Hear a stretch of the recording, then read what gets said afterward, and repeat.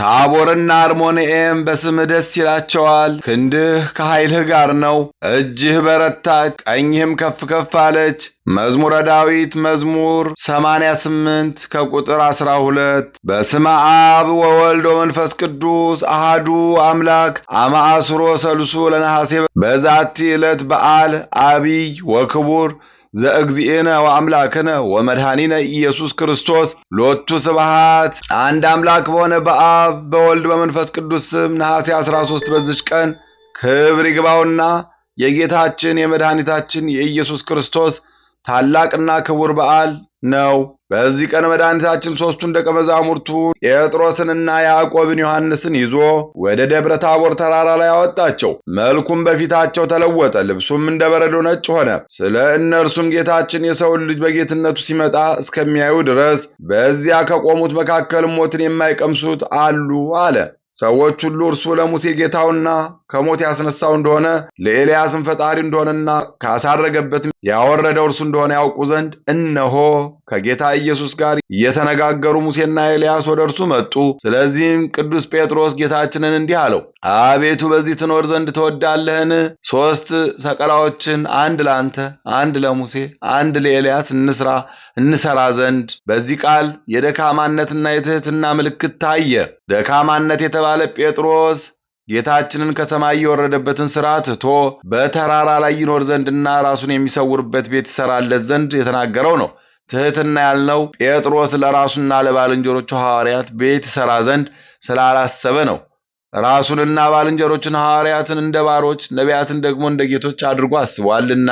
ስለ ሐዋርያትም የእውቀት ማነስ አታድንቅ፣ በዚያን ጊዜ ፍጹማን አልሆኑምና። እንዲህም በሚልበት ጊዜ ጌታችን በሰው እጅ የተሠራ ማደሪያ የማይሻ መሆኑን ለቅዱስ ጴጥሮስ ያሳየው ዘንድ እነሆ ደመና ጋረደችው። የጌታችንን ጌትነቱን የሚገልጽ በሐዋርያትም ልቡና እምነትን የሚያጸና እንዲህ የሚል ቃል ከደመና ውስጥ መጣ። ይህ የምወደው በእርሱ ደስ የሚለኝ ልጄ ነው፣ እርሱን ስሙት። ሙሴና ኤልያስም ከእርሱ ጋር ሲነጋገሩ ተሰሙ። ስለ እርሱ መምጣት የተናገሩትንም ትንቢታቸውን በቸርነቱ አረጋገጠ። ወደ ተራራ ላይ በመውጣቱም ነቢያትና ሐዋርያት ደስ አላቸው። ሁለተኛም የአብን ቃል በሰሙ ጊዜ ከእነርሱ ስውር የነበረው የወልድ ዋህድን በእውነት ሰው መሆን በዚያን ጊዜ ተረዱ። ያን ጊዜ የጌትነቱ ክብር ተገልጧልና ሐዋርያትም ፍጹም አምላክ ፍጹም ሰው የሆነ እርሱ ሙሴን ከመቃብር ያስነሳው ኤልያስንም ያሳረገው አውርዶም ያመጣው እርሱ እንደሆነ አወቁ።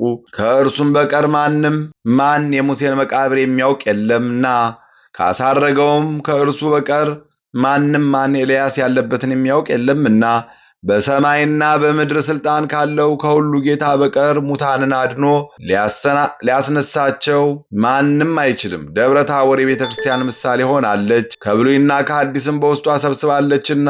የአብን ቃል በሰሙ ጊዜ በግንባራቸው ፍግም ብለው በምድር ላይ ወደቁ፣ እንደ ሙታንም ሆኑ። ከዓለም አስቀድሞ ከእርሱ ጋር በሕልውና እንዳለው ለልጁ አብ ምስክርን ሆነ። ወዲያውኑ ሙሴ ወደ መቃብሩ፣ ኤልያስም ወደ ቦታው ተመለሱ። ሐዋርያትም ባነቃቸው ጊዜ ከብቻው ጌታችን በቀር ማንንም አላገኙም። ከባህሪያችን የተዋሃደና ሥጋችንን የለበሰ ፍጹም አምላክ እንደሆነ በዚህ ሐዋርያት አስተማሩ። እንግዲህ እናስተውል። ሰው ካልሆነ ቅዱስ ገብርኤል እመቤታችን ድንግል ማርያምን ባበሰራት ጊዜ እግዚአብሔር ከአንቺ ጋር ነው እንዴት አላት? አምላክ ካልሆነስ ለመንግሥቱ ፍጻሜ የለውም እንዴት አላት? ሰው ካልሆነስ በበረት እንዴት አስተኙት? አምላክስ ካልሆነ መላእክት ከሰማይ ወርደው ለእግዚአብሔር በሰማያት ምስጋና ይሁን፣ በምድርም ሰላም ለሰው ግዕዛኑ ሊሰጠው እያሉ እንዴት አመሰገኑ? ሰው ካልሆነ ዮሐንስ በውሃ እንዴት አጠመቀው? አምላክስ ካልሆነ አልዓዛርን ከመቃብር እንዴት ሊያስነሳው ቻለ? ይህ ተቀዳሚ ተከታይ የሌለው አንድ ልጅ አካላዊ ቃል እግዚአብሔር ከእርሱ ያለመለወጥ ያለመለየት አንድ አካል አንድ ባህሪ በመሆን ፍጹም አምላክ ፍጹም ሰው እንደሆነ እናምንበታለን። እርሱ ከአብ ከመንፈስ ቅዱስ ጋር ሁልጊዜ አንድ ህላዌ ነው፣ ዛሬም ዘወትርም ለዘላለሙ አሜን። በዚች ቀን ቅድስት ዖፍራ በሰማዕትነት ሞተች። የሙሴም ልደቱ ነው። የብንያምም በረከታቸው ከኛ ጋር ትኑር ለዘላለሙ አሜን። በዚች ቀን ዳግመኛ ተጋዳይ አባ ጋልዮን አረፈ። ይህም በቀንና በሌሊት ለጸሎት የማይታክት ተጋዳይ ሆነ። ጎልማሳም ሆኖ ሳለ ከመነኮሰ ጀምሮ እስከ ሸመገለ ድረስ ከበዓቱ ቅጽር ውጭ አልወጣም። በማኅበር ጸሎት ጊዜም በቀር ከመነኮሳቱ ማንም አያየው። ሰይጣናትም ተጋድሎን ባዩ ጊዜ መነኮሳትን ተበስለው ወደ እርሱ በመንፈቀ ሌሊት ገብተው እንዲህ አሉት፣ እኛ ተሰውረን የምንኖር ገዳማውያን ነን። ከእኛ አንዱ በሞት ስለተለየ ከእኛ ጋር ልንወስድህ ወደን ወደ አንተ መጣን። ለእርሱም ቃላቸው እውነት መስሎት ልብስና ሲሳይ ወደማይገኝበት ጠፍ ወደሆነ ተራራ እስካደረሱት ድረስ አብሯቸው ሄደ። ሲጠቃቀሱበትም ባየ ጊዜ ሰይጣናት መሆናቸውን አውቆ በላያቸው በመስቀል ምልክት ባማተበ ጊዜ ተበተኑ። በሚመለስም ጊዜ በወዲያና በወዲህ መንገድ አጣ። የክብር ባለቤት ወደሆነ ጌታችንም ጸለየ። ከዚያ በኋላ ከአንዱ ገዳም ወደ አንዱ ገዳም የሚዘዋወሩ ከአባ ሲኖዳ ገዳም የሆነ መነኮሳት ተገለጹለት። እርሱም የዳዊትን መዝሙር ያነቡ ነበረ። ስለ ሥራውም ጠየቁት። በእርሱም ላይ የደረሰውን ሁሉ በነገራቸው ጊዜ ከእርሳቸው ጋር ወስደውት በፀሐይ የበሰለ ዓሣ እየተመገበ ከእሳቸው ጋር 1 ዓመት ሙሉ ኖረ። ያመነኮሰው መምህሩ አባ ይስሐቅም ወሬውን ባጣ ጊዜ ፊቱን ያሳየው ዘንድ ወደ እግዚአብሔር ጸለየ። አባ ጋሊዮንም በመንፈስ ቅዱስ አውቆ ወደ እርሱ መጣ። አባ ይስሐቅም ባየው ጊዜ በእርሱ ደስ አለው።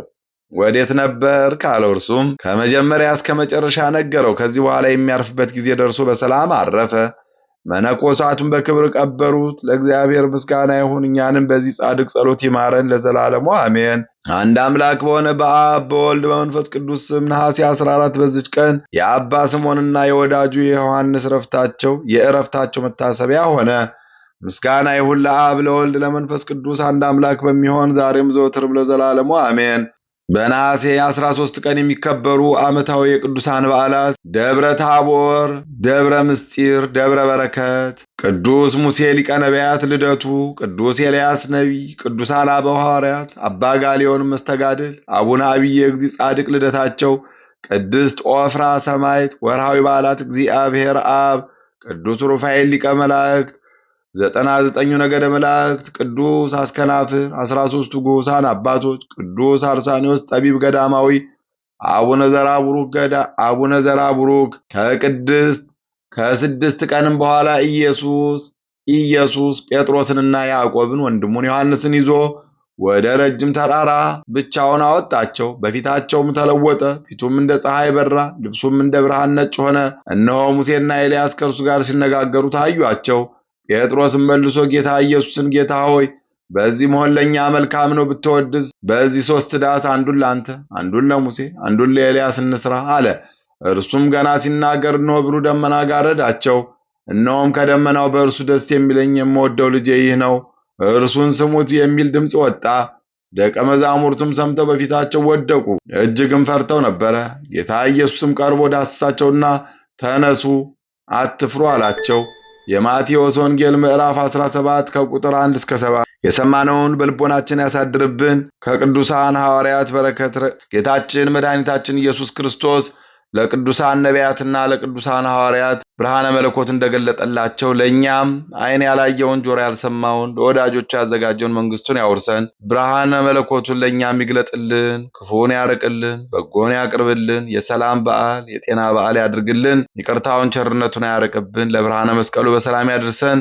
ከእመቤታችን በዓለ ዕርገት በዓለ ትንሣኤ በሰላም ያድርሰን። ሰላማዊ ኢየሱስ ክርስቶስ ሰላሙን፣ ፍቅሩን፣ አንድነቱን ይስጠን። እንበል አቡነ ዘበሰማያት ይትቀደስ ስምከ ትምጻእ መንግሥትከ ወይኩን ፈቃድከ በከመ በሰማይ ኢየሱስ ክርስቶስ ከመ ይስረይ ለነ ኃጣውኢነ ተማኅፀነ ብኪ ኃይለ እግዚአብሔር አብይ ኦ እግዚእ ኢየሱስ ክርስቶስ ስራይ ኃጢአቴ ወኃጢአተ ኩሉ ሕዝብ ከማእሰር ኃጢአት እግዚአብሔር ይፍታ። እግዚአብሔር ይባርክ። ሰላም ያሳደረ ሰላም ያውለን፣ ሰላም ያዋለ ሰላም ያሳድረን፣ ይቆየን። እንኳን ለጌታችን ለመድኃኒታችን ለኢየሱስ ክርስቶስ በዓል በሰላም አደረሳችሁ አደረሰን። መልካም በዓል